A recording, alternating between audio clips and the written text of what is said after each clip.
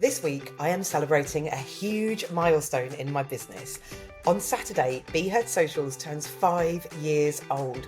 I honestly cannot believe it, and I am beyond grateful for the journey that I've been on, for where my business is today, and for all of you who have been a part of making it happen. So, to mark this moment, today's episode is dedicated to sharing 5 powerful lessons I've learned over the past 5 years of running my business. They are lessons about life, mindset, and the growth that comes from being a woman in business. But that's not it. You might know that Boss Your Socials Club has recently become an award-winning membership.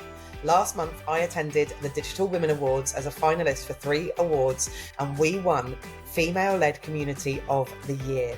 And again, I honestly cannot put into words how grateful I am and how made up I am. And I really want to celebrate, and I want to say thank you. So in honour of Be Heard Socials turning 5 years old, and in honour and recognition of winning the award, I am running a 5-day flash sale for new members of the Boss Your Socials Club. If you sign up before Friday this week, you can join for just £5 for your first month instead of £24. More details will be shared on that later in the episode. But before we dive into the good stuff, before we find out about all the lessons that I've learned and more details about that special flash offer, I just want to say thank you so much for taking the time to tune in, to show up and be heard. The podcast exists to help women like you simplify your business and your life so that you can stop feeling so overwhelmed. I'm your host, Becci McAvoy, owner and founder of Be Heard Socials, and I am an award-winning social media marketer with an award-winning membership and an international speaker who specialises in content strategy and organic growth on social media. If you want to cut through the noise and BS and get practical, actionable advice tailored specifically to make social media marketing accessible and easy to understand, or if you want to be part of a supportive community where women entrepreneurs can feel connected and inspired to achieve their dreams, then keep listening because you are in the right place. To be the first to find out when new episodes go live and to get more tips like the ones you hear in this podcast, make sure you join my email community through the link in the show notes. And whether you have followed me for a while or you are brand new here, I am so grateful for you. Right then, let's get stuck in to this week's episode.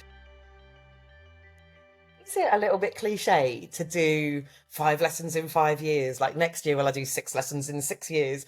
I don't know, but I feel 5 years in business feels really significant and I feel really grateful for it. And it has made me really reflective and it made me think just about the journey that I've been on and genuinely some of the lessons I've learned. And I wanted to share them with you because hopefully they might help you. Hopefully you might find them interesting. I don't know, but whether it's cliche or not, that's what I'm dedicating this week's episode to. And I'm really looking forward to finding out what you think about it and whether you agree with any of the lessons or whether you have other lessons that you've learned in business.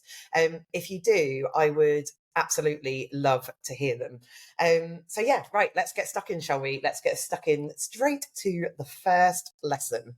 And the first lesson is kind of dedicated to a lot of the women that I've interviewed on my podcast so far, because I think they've really embedded this in me to knowing that it's so true across all businesses because nearly every single one of them has mentioned it.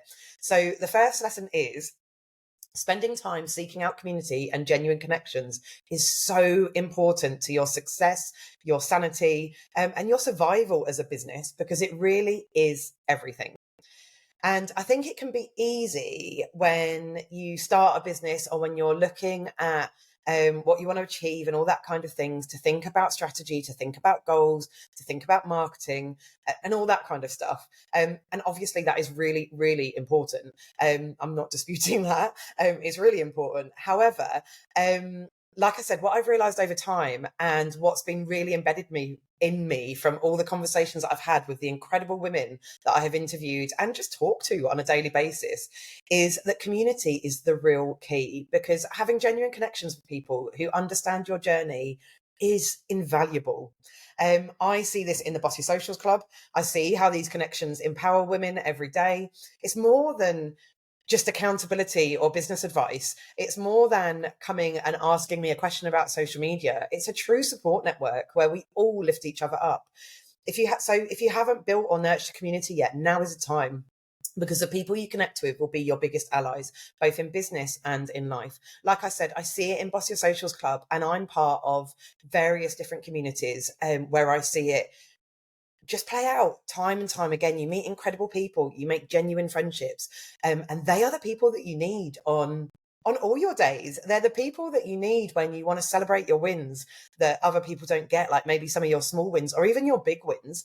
Like when I was at Digital Women last week, it was last month. It feels like it was last week. But when I was at Digital Women Awards last month, I was sat on a table with some of the connections that I've made throughout my time in business. And oh my God, it gives me goosebumps as I'm actually talking about it now. But the cheering that came from the table, not just when my name was announced as winner, but when it was put up there on the screen that I was a finalist, I was even up for it. Like there was genuine whooping. We were the loudest table in the room, I think. But it felt incredible. And I've got a video of it. I shared it as a reel on social media. And yeah, it made me emotional to think that, like, I only know these women through communities that I've joined and I've been a part of. Some of them I know because they're Boss Your Socials Club members, but they were as genuinely happy for me as I was, and it was absolutely amazing. Likewise, on the really, really rubbish days, and I've had some of these this week at the point of me recording this, being able to go to somebody and going, this sucks, and they get it, and they cheer you on and they boost you up and all that kind of thing. Yeah, that's my first lesson.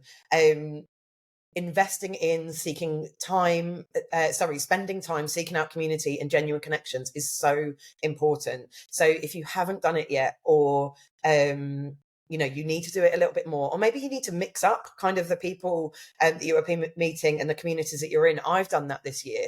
Then put it top of your to-do list, because it will be the best thing that you can do for yourself. Okay, so that's my first lesson. Let's move on to lesson 2. And I guess it flows on quite nicely, actually. And I'll be honest, this is a lesson that I wouldn't necessarily say. In fact, there's a couple of lessons in here that I wouldn't necessarily say is something I've learned specifically from having a business. I think I probably learned it through leaving my job as well, before I'd even thought that owning a business could even be a possibility. But it's something that throughout the last 5 years of running a business has become even more true. So what is the lesson? Like I'm keeping you waiting. I'm not deliberately. Okay, so lesson 2 is letting people be wrong about you or a situation is a seriously misunderstood power move. Yeah, it just is. It's a power move. And I think this one was a really hard lesson, but a necessary one. And like I said, I think this has come at various points throughout my life, but I've really, really put it into action in the last probably 6.5 years or so. And like I said, has become even more apparent whilst running a business. I don't know about you, whether you're like it now, whether you used to be like it, but I used to feel like I had to correct every misunderstanding about me or something I'd done, or I felt like I had to justify every decision that I was making. But guess what? Spoiler alert, you don't. It's as simple as that. You really don't. I say it's as simple as that. It's not that simple to do. But honestly, if you can spend some time getting comfortable with this and practicing this, I promise you will not regret it. Letting people be wrong about you is such a power move. It shows that you trust yourself and your journey. You don't need everyone to understand or approve of what you're doing, because the people who matter, going back to those people that I mentioned in the last lesson about people you make connections with and those genuine connections with, the people who matter will understand. Even if sometimes they don't agree with you, they will understand. So by letting go of that need for validation, you are freeing yourself to focus on what really matters, your growth. And when I say what really matters, I'm talking about things like your growth, your business, and most importantly, your peace of mind. So yeah, stop feeling like you need to justify everything, because you really, really don't. Okay. On that profound note, I will move on to lesson 3. So lesson 3 for me is investing in yourself is not a luxury. It's essential if you want to succeed. So I think this is something that was definitely very apt for me, definitely very true for me. But I think it's something that all women need to hear, and need to hear regularly, and just have permission to do unapologetically, to invest in themselves unapologetically. Because I think as women, we often prioritize everyone other than ourselves. We put ourselves bottom of the to-do list, whilst we sort everything else out. And if I'm honest, this seems like quite a bold statement, but I genuinely think it's true. I think it's the quickest way to failure, and it's the quickest way to burnout as well. This is probably another lesson I learned prior to having my own business, but has become particularly true as I've run my own business. When, like when you're in a job and you're employed, if you want to go on a training course, you have to get the approval and you have to ask for it. So you still have to want to invest in yourself. But ultimately, most of the time, someone else is paying for it. If you're going to a conference, your business is paying for it. Your business will pay for the expenses. And I think as a business owner, when you have to pay for everything, you can sometimes go, oh no, that seems like a lot of money. But honestly, it really is essential if you want to succeed. And even the things that I've invested in over the last 5 years that haven't quite worked out, or haven't gone how I've wanted them to go, or I felt like maybe they were a waste of money, I don't think any of them was a waste of money, because I have learned something from every single one, or I've got something for every single one. So maybe, I don't know, I've joined a community or I've gone to a conference where it hasn't delivered what it said it was going to deliver, and it hasn't done what I wanted it to do. And a few months in, I've left it. I will have always learned something from it. I will have always got something from it, even if that's, going back to my first lesson about the people that I've met or the connections that I've made, and I've maintained them outside of that community or that conference or whatever it will be. So I think sometimes you just have to go for it. But part of that is knowing that you are worth investing in and you are important as well. When I first started my business, I invested in a VIP business retreat, and it was a lot of money. And it was scary, because the money that it was, I remember thinking to myself, God, I could, this could literally be a holiday for my family. Like, I could go away with my husband for the weekend, or I could spend this money on all this other stuff, which is true. I absolutely could do all of that stuff. But it was kind of like a light bulb moment when I was like, why is it not okay? Like, why do I have to include my family into every decision I'm making? That sounds quite horrible when I'm saying it, but hopefully you get the gist of what I'm saying. Like, why is it not valuable enough for me, just me, to get something out of it, and just my business? And honestly, it gave my business absolutely loads. I made those connections. I learned a lot from it. I made lots of business decisions, and it helped my business grow. And by helping my business grow, it helped me earn more money, and it helped me take my family on various different holidays. So yeah, just knowing that you are reason enough. It doesn't have to be about other people. And also, I guess, wrapped up in this, if you are a mum, then it's also around the guilt of going away. But actually, that can be really powerful. And I remember, I just want to share something here. I remember my son saying to me when I was going on a conference once, he said to me, I really don't want you to go. And I hate leaving the kids. I genuinely do. As much as I look forward to the child free time, and I'm not going to pretend that I don't, I do hate leaving them, and I have a lot of guilt around it. I have a lot of intrusive thoughts around it, and fear and anxiety around it, which I'm working on. But I do get a lot of that. Anyway, he said to me, I really don't want you to go. And I started to say to him, oh, Bunny, I call them Bunny. That's come from my mum. Oh, Bunny. I feel ridiculous as I've said that out loud, but I said, oh, Bunny, I don't want to go either. And then I stopped myself, and I was like, no, actually. And I actually said it to him. I was like, actually, I do really want to go. I'm sad about leaving you, and I'm really, really going to miss you. But I do want to go. Like, this is for mummy. This is for mummy's business. And it's something I really want to do. I will have fun. It will be exciting. I will learn lots of stuff.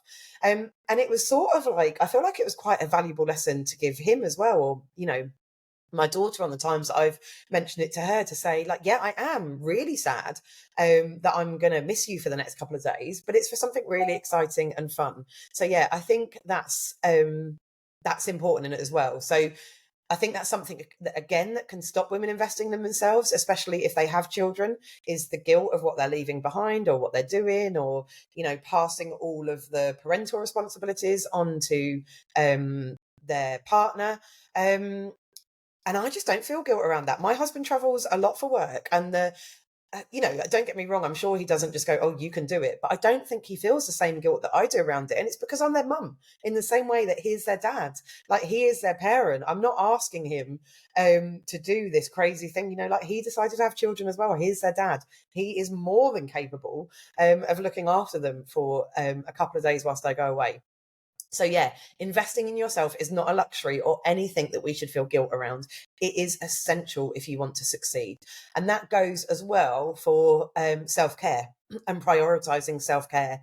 When I left my job, I won't go into a lot of detail about this now because I will go off on a tangent. But when I left my job, I had a personal blog account on Instagram, and I started a hashtag campaign. It was mostly for me, but the hashtag campaign kept me accountable for it, and it was hashtag one thing for me every day. You can go and check out the hashtag if you want.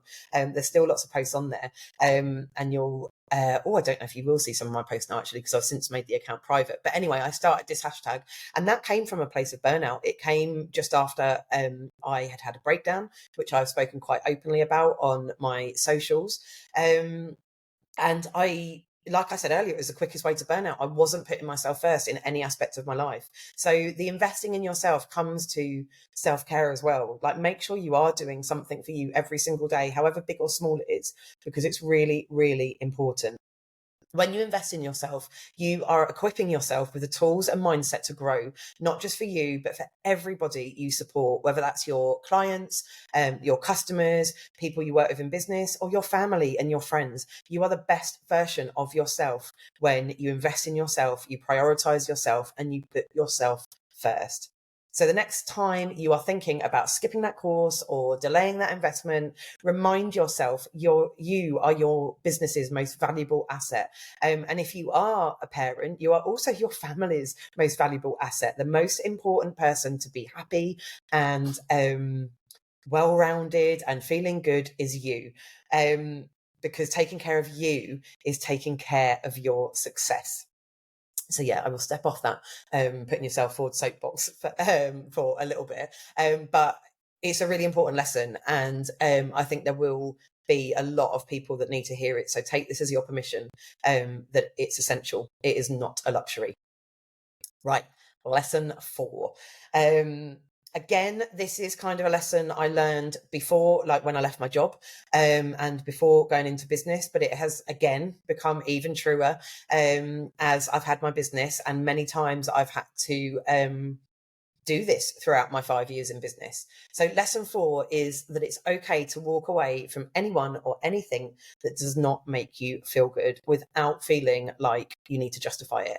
And I think the end of that sentence is actually really important. It's almost like 2 lessons. The first lesson is it's okay to walk away from anyone or anything that doesn't make you feel good. The second lesson is you don't need to justify it to anyone. Sometimes, do you know what? Sometimes not even to yourself. And this was a really, really big shift for me. And the first time I really properly put it into practice was when I walked out of my job without another one to go to. But like I said, like I've learned it many times over since whilst running my business. But for so long, and again, I think this is a trait particularly instilled in women, but I think it can be true of anybody. For so long, I felt like I needed a valid reason to say no, a valid reason to set a boundary, or a valid reason to walk away. And on that walking away point, I often felt like if I walked away from something before I'd given it my all or tried everything or effectively pushed myself to a breakdown, which is what I did in my employed life, then I'd have failed. Like I didn't give it everything and I'd have failed. And that's just not true. It can be a close of a chapter. It doesn't mean walking away from something can sometimes be the most successful thing you can do. It absolutely is not a failure if it makes your life better. And I think a real light bulb moment for me was realizing how I was perceiving that failure and why I felt like I needed to justify everything I was doing, or why I felt like I needed to give things that I was doing absolutely everything before I gave up. And it was a moment where I realized that I wasn't afraid of failing. I wasn't afraid of something ending and seeming like a failure. I was afraid of what other people would perceive of that. And like walking away from my job, I was worried that people would go, oh, look, like I knew she couldn't do it. Realistically, no one was thinking that. And the people that were are really horrible people and are people I do not need in my life. But I was worried people would look at it and go, oh, look, she can't do it. She talks about, being a feminist and being this empowered woman, and she can't even manage everything she's doing. And actually, as soon as I realized I was worried about what other people thought, it almost gave me permission to say, though, like, it doesn't matter what anybody else thinks. And it's kind of another lesson in itself, but it doesn't matter what anybody else thinks. I've got to do the right thing for me, and I've got to do the right thing for my family. I've got to do the right thing for my mental health and my sanity. Now, that's quite an extreme reason, but it doesn't always have to be like an extreme thing. It can be really little things that you can just say no to, like, I don't know, you've been invited to an event you don't want to go to, and you can say, no, like if it doesn't make you feel good or it's not going to make you happy. And like I said, the important thing is feeling like you don't need to justify it, because I still, that's something I'm still working on, that no is a full sentence. So like I said, this was a big shift for me. For a long time, I felt like I needed a valid reason. But the truth is you don't. If something or someone doesn't feel right for you, you're allowed to walk away. No explanation necessary. You are allowed to say no without feeling like you need to justify yourself. And the moment I started doing this, I found that I had more energy and more space for the things and people that actually aligned with me and my values, and all of that stuff. And my life got better for it. And maybe some people would have looked at it and thought possibly negative things. Maybe some people would have looked at it and thought that I'd failed. But like I said earlier, those people are not my people, and they are not people I want in my life. They have got their own stuff going on, and their thoughts about me is more about them than it is about me. And that was a really, really big lesson for me. So yeah, like I said, the moment I started doing that unapologetically, my life changed for the better. So don't be afraid to protect your peace and do what's best for you. And you do not need to justify why. Okay, lesson 5. Is this the final lesson? I think I have one more to add. I'm really sorry. I'm going to add one more and take away from the whole like cliche, like headline worthy thing of 5 lessons in 5 years, but I think I have one more.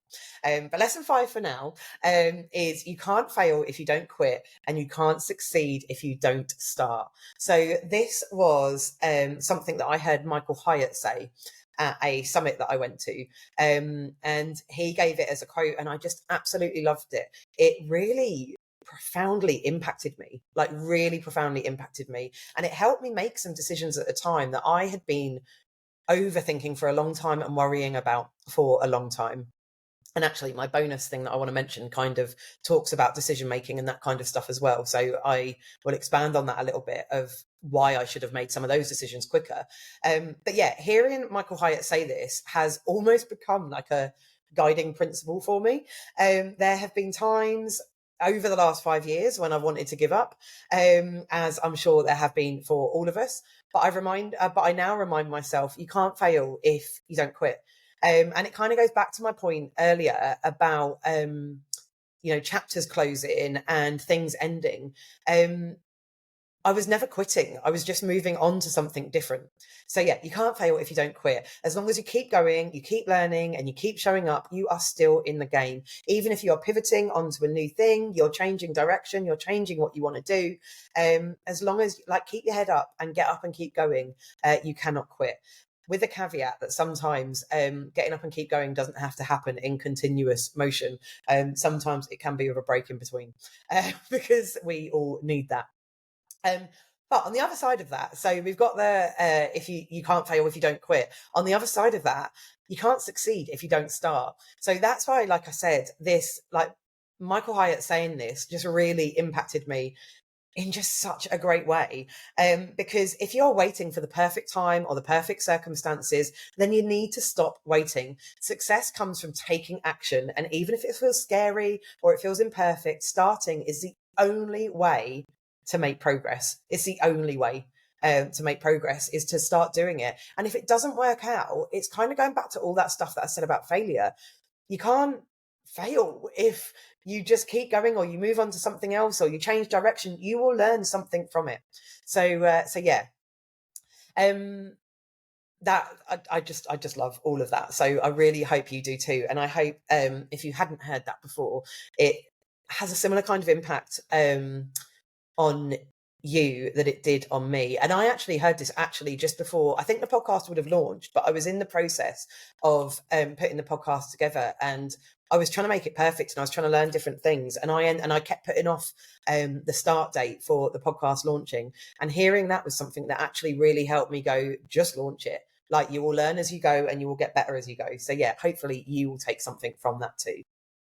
Also, an important thing to probably say is to be intentional with your journey when you are, like when you are starting something, because every step you take should align with your vision.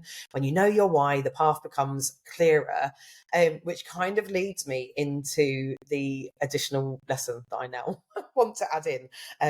I say, if that's okay. You're not going to tell me it's not, because I'm recording this to myself. Anyway, I am going to go forward into a bonus lesson. So my bonus lesson goes along those lines of being intentional. Be intentional with your decisions and know your values to guide you. So this has been really, really invaluable for me. Being intentional with the decisions that I make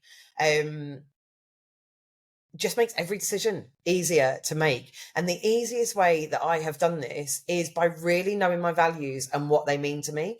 So I did an exercise actually on that VIP retreat that I mentioned earlier, where we went through sort of like what our values are. And I think if you ask most business owners, they could probably reel off some words that genuinely are their values. That makes it sound a bit flippant, but they could probably give you a series of words that their values are. But what I spent some time doing was really digging into those values and really understanding like what they meant in practice to kind of my life and my business. And what I actually did was change some of my values, not because I was like completely disregarding a value that I'd always held. It was a value, but to label it as like a business value, I needed to work out what it looked like in practice. And I share this quite a lot on my socials. Maybe I should actually do a podcast episode on what my values are. Let me know if you would find that interesting, actually. But yeah, I've shared this on my socials before, where I've said, for example, kindness is one of my values, and this is 4 ways that I do this in my business. This is what it looks like. Family is one of my values. Fun is one of my values, and this is what it looks like. And I've heard people in the past sort of say, oh, that's too fluffy to be a value. Oh, that can't be a value. Oh, that's, I don't know, they've said many derogatory things about certain values. Fun is one of them. People dismiss that and, I don't know, think you're an idiot, if I'm completely honest, or that's how I felt when people have been speaking about it. But actually, I can turn around and go, no, fun is one of my values, and this is what it looks like in my business. So I spent some time, but basically putting, and if I couldn't find a way that I could put it into practice in my business, I reconsidered whether it should actually be a value. Another thing that I did is I had 2 or 3 different values which kind of meant the same thing. So I umbrellaed them under like one term, but fitted them all into the actual. So kindness was one of them. For example, like prior to me doing this, making a difference was one of my values. That still is, but it kind of fits under the kindness value, if that makes sense. Basically, I spent a lot of time actually working on what they look like in practice, because what I didn't realize at the time, actually, and I now realize in hindsight, so that VIP retreat that I went on was in, I want to say it was in 2021, and it was at Christmas. So it was 3 years ago this year. And I probably didn't realize this. And I've revisited them, and I've done a lot of work on them over the years as well, and changed them up, and, well, not necessarily changed them up, but like rethought them and checked in on myself. But the first time I did it was Christmas 2021. And I don't think I realized at that point quite how impactful it was going to be. Like, I knew it was important, and I knew, and it was interesting, and it was a really nice activity to do. But what I don't think I realized was that by getting really, really clear on my values, every decision that I made after that became easier, because it's helped me know when to say yes. It's helped me know when to walk away. It's helped me know where to focus my energy, because it is all guided by what matters most to me. So in my own business, this is another activity that I did. I have a personal mission statement that reflects my core values. So I started by working out what my values were, and then that helped me write my personal mission statement, which actually I will link to in the show notes. My personal mission statement is on my about page of my website, so you can go and check it out if you want to. but yeah, I did this after really knowing what my values were, because that personal mission statement then really reflects my core values. And it really, I don't know, some people love this language and some people don't, but it becomes kind of like your North Star. So again, like, it guides you and it helps you. And genuinely, if I am struggling to make a decision, I look back at it and I read it and it brings me back to my reason why, and it helps me make that decision. If I've been struggling with it, or if I'm finding something hard. So if you haven't already, take some time to clarify your values, write them down, make them part of your daily life, and use them to guide every choice you make. Because it will help you. I promise it will help you. Even it does take time to do it to start with.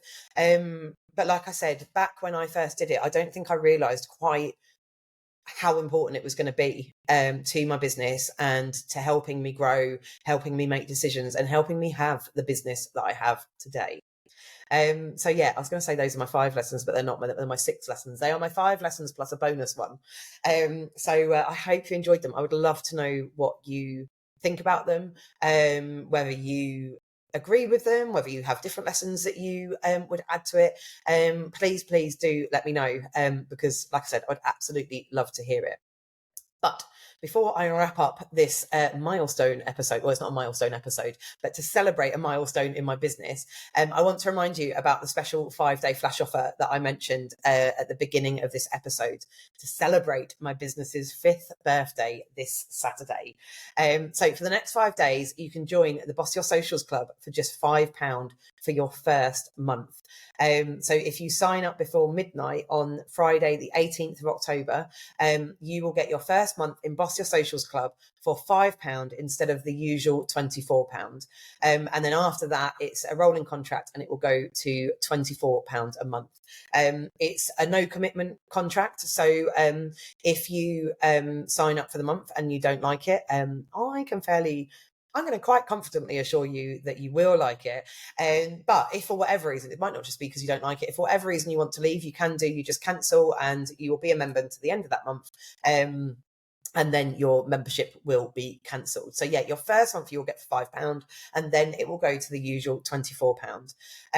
If you don't know, the Boss Your Socials Club offers monthly content plans, Asana and Canva templates and training for how to organise your socials, how to boss your socials. There's training in there about my boss framework. There's training in there, like I said, about how to use Canva and Asana to create systems around your socials to take away the overwhelm. We have accountability and action sessions. And like I said earlier, we have an incredible community of women supporting each other's success. Honestly, it is filled with the absolute best women who are all just cheerleaders for each other. And it's absolutely wonderful.